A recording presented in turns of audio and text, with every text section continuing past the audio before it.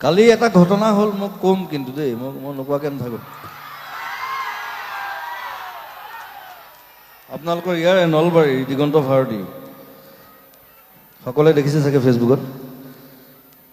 Chandmari Bihu comedy কেইজনমানে অপমান কৰিছে তেওঁক গতিকে মই বেছিকৈ নকওঁ বেছিকৈ ক'লে মই গালি দিম গতিকে কথাটো কওঁ যে সেইটো হ'ব নাপায় আৰ্টিষ্টৰ লগত আৰু তেওঁ অনুষ্ঠান চাবলৈ গৈছিলে তাক মাতি নিছিলে ষ্টেজলৈ নিবলৈ অপমান কৰিছে চব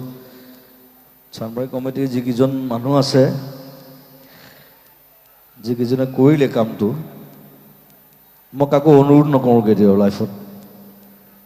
আদেশ দিছোঁ ক্ষমা খুজিব লাগিব বছ দ্যাটছ ইট